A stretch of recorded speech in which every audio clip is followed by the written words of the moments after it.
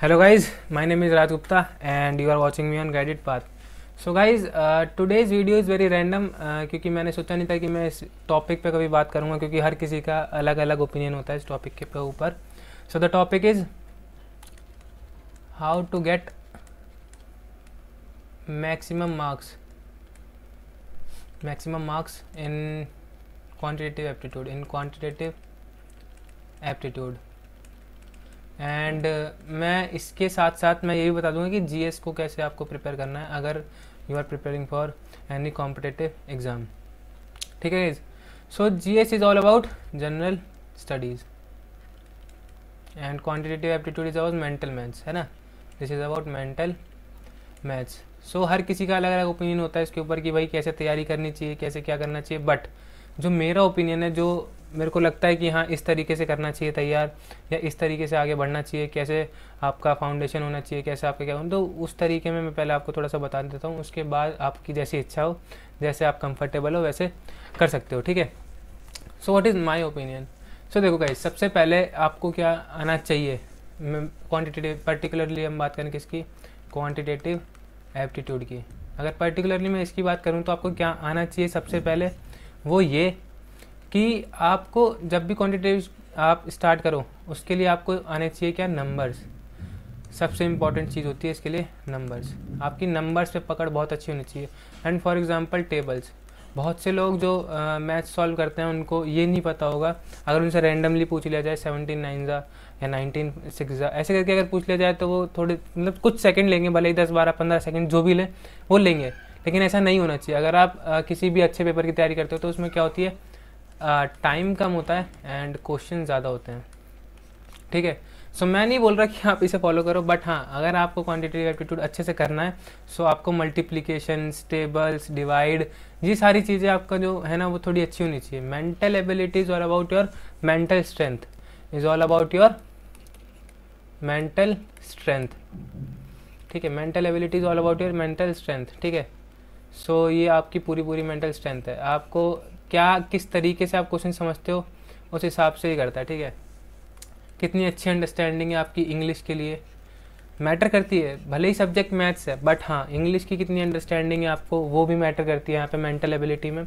अब देख लेते हैं कि हम क्या कर सकते हैं मेंटल एबिलिटी को थोड़ा, अगर ये सब अच्छा हो जाए तो मेंटल एबिलिटी का और कैसे अच्छे से प्रिपेयर कर सकते हैं. सो मेंटल एबिलिटी को प्रिपेयर करने के लिए या किसी भी एग्ज़ाम को या किसी भी सब्जेक्ट को प्रिपेयर करने के लिए सबसे आपको स्ट्रॉन्ग चीज़ चाहिए फाउंडेशन. फाउंडेशन हमारा हो गया टेबल्स, मल्टीप्लिकेशन, डिवाइड मैथ्स में.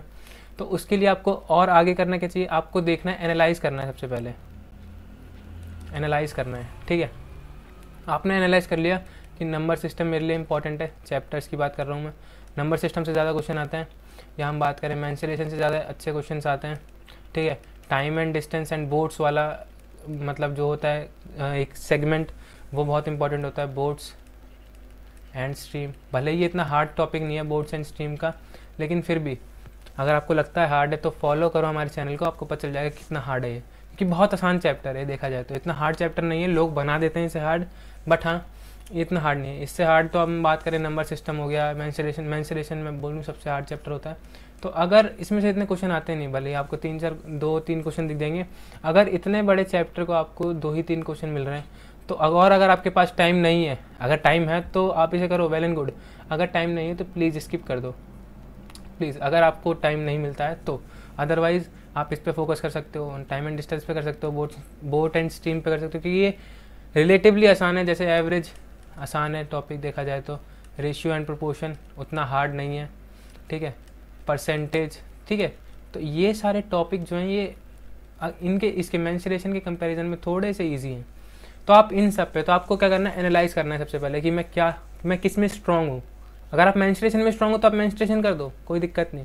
बट हाँ जनरली क्या होता है मेंस्ट्रुएशन में हम ज़्यादा फार्मूले याद करने पड़ते हैं, बहुत सारी चीज़ें ऐसी होती हैं जो हम भूल जाते हैं. तो ये आप स्किप कर सकते हो उसे, अगर आपको थोड़ा सा भी लगता है कि हाँ मेंस्ट्रुएशन में मैं ढीला हूँ, क्योंकि उसमें क्वेश्चन भी ज़्यादा करने पड़ते हैं आपको. रेक्टेंगल के अलग करने, स्क्वायर के अलग करने, पैरेललोग्राम के अलग करने, रोम्बस के, तो बहुत सारी चीज़ें हो जाती हैं. सिलेंडर, 3D फिगर्स आ जाते हैं फिर, तो बहुत सारी चीज़ें हो जाती हैं जिसमें कि आपको कन्फ्यूज़न हो सकती है. ठीक है. तो हम बात कर रहे थे किसकी, एनालाइज कर लिया आपने. एनालाइज के बाद आप कर दो स्किप.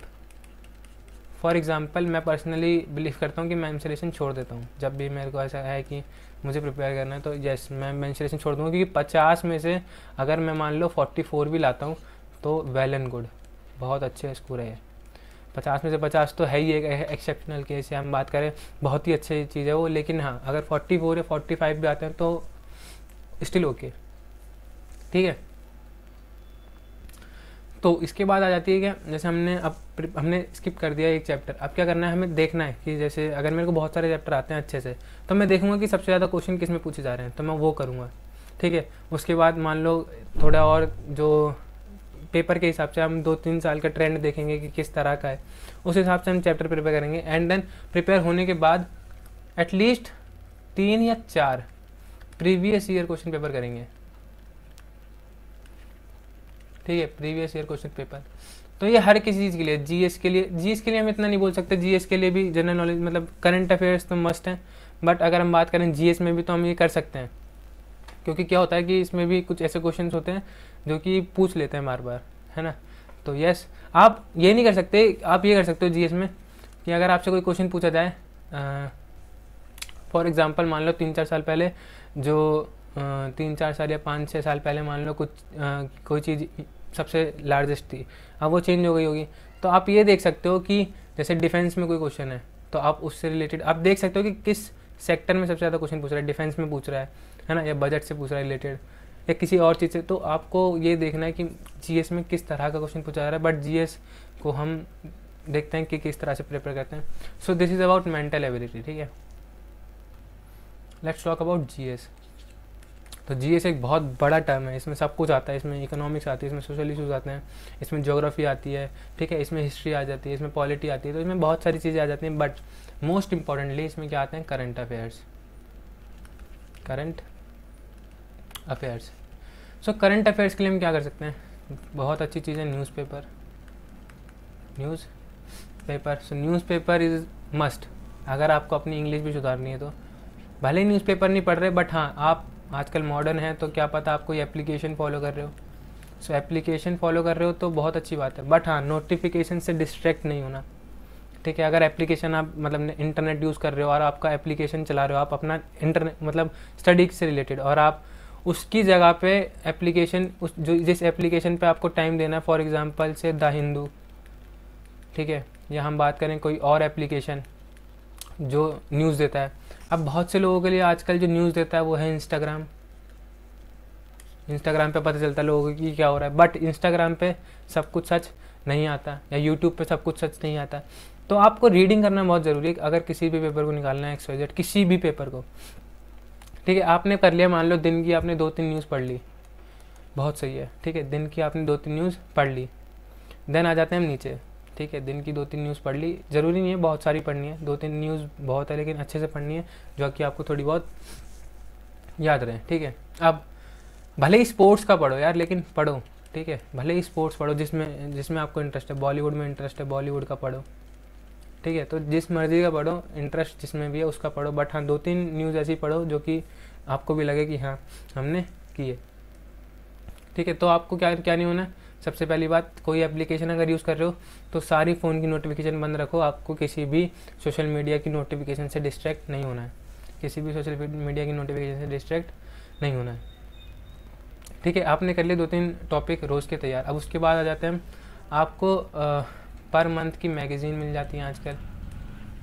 पर मंथ की मैगज़ीन, उसको ले आओ, जो आपको लगता है कि इम्पॉर्टेंट है, अपने 3-4 साल के पेपर अगर पीछे देख रखे हैं क्या क्या आ सकता है, उस हिसाब से आप मैगज़ीन में टॉपिक्स पढ़ सकते हो। So yes it is important, ठीक है। So this is about current affairs, but GS में और भी चीज़ें आती हैं, फॉर एग्जांपल मैंने नाम लिया ज्योग्राफी का, ठीक है, पॉलिटी का, इको का, है ना, और हमने नाम लिया हिस्ट्री का। सो इसको कैसे तैयार कर सकते हो, देखो हर किसी का सब कुछ अच्छा नहीं होता, किसी की ज्योग्राफी ज़्यादा अच्छी होती है, किसी की हिस्ट्री ज़्यादा अच्छी होती है, बट हाँ एक मिनिमम लेवल की स्टडी तो आपको करनी पड़ेगी। फॉर एग्जांपल ज्योग्राफी में आपको क्या करना पड़ेगा, ज्योग्राफी में आपको ज्योग्राफी में क्या हर किसी में आपको 6 to 10th की एनसीईआरटी बुक करनी पड़ेगी। एनसीईआरटी 6 to 10 बहुत बड़ी बात नहीं है, 6th की ज्योग्राफी में भी अगर आप ढंग से पढ़ते हो तो 2 दिन में भी ख़त्म हो सकती है, 3-3 घंटे दोगे अगर तो एक बुक क्लास खत्म, उसके बाद 6th की ये पढ़ ली, 6th की पॉलिटी पढ़ो, 6th में इको होती नहीं है फॉर एग्जाम्पल, तो 9th और 10th की इको सिर्फ, ये तो सिर्फ 2 ही बची, 9th और 10th। तो इस तरह से आप अपनी प्रिपेयर कर सकते हो क्या, GS। तो मेरा ओपिनियन कुछ और है, आप इससे एडवांस भी जा सकते हो, अगर आपको जाना है 11th की पढ़ सकते हो, आपको काम देगी कभी ना कभी तो आ ही जाएगी। अगर आप 11th 12th, अगर आपका वोकेशनल से तो बहुत अच्छी बात है, आर्ट्स से तो बहुत अच्छी बात है, आपको थोड़ी और आसानी होगी 6 to 10th की पढ़ने की। लेकिन हाँ, 6 to 10th में बहुत ही अच्छी चीज़ है, आपको नॉलेज मिलेगी, गारंटेड है। आपको ये भी पता चलेगा कि मुझे 6th में ये भी पढ़ाया था, आपको याद भी नहीं होगा कि आपने ये पढ़ा था 6 to 10th में। एक बार इसे पढ़ के देखना, आपको बहुत ही अच्छा लगेगा, ठीक है। एंड अगर नहीं पढ़ सकते हो तो यस, हमारे चैनल पे हम डालेंगे समरी टाइप में, एज अ समरी, ठीक है, सब कुछ मिलेगा, ठीक है। सो यस, इस तरह से आप तैयार कर सकते हो किसी भी पेपर को। सो ये था मेरा पर्सपेक्टिव, मैंने ज़्यादा बकवास नहीं की, और जिसका भी जो भी ओपिनियन है, मैंने ये वीडियो अपने मन से नहीं बनाई, मेरे को कमेंट आया था कि बना दो इसलिए बनाया, अदरवाइज़ मैं नहीं बनाता, ठीक है। 2-3 कमेंट आए थे, ज़्यादा नहीं आए थे, लेकिन फिर भी हाँ, ये अच्छा इशू है बोलने के लिए कि किस तरह से हम तैयारी कर सकते हैं, ठीक है। So yes, this is the way how you can prepare, ठीक है। सो ज़्यादा ब्रॉड नहीं गए हम डीप में कि कितने घंटे पढ़ना है, क्या शेड्यूल होना चाहिए। हर किसी की पढ़ने की टेंडेंसी अलग होती है, और हर किसी के समझने की जो जैसे कोई ज़्यादा एक्टिव होता है सुबह, कोई ज़्यादा एक्टिव होता है रात को। तो ये क्या है, डिबेटेबल इशू है कि कोई बोलता है कि भाई नहीं सुबह ज़्यादा अच्छी पढ़ाई होती है, कोई बोलता है नहीं रात को। तो आप ये कभी भी कर सकते हो, जब आपका मन करे, जब आपको लगता है कि अभी मेरी अंडरस्टैंडिंग की कैपेसिटी बहुत ज़्यादा है, तब पढ़ो, कोई दिक्कत नहीं, ठीक है। लेकिन हाँ, पढ़ना ज़रूर है, ठीक है। So this is from my side, तब तक के लिए tata bye bye, see you.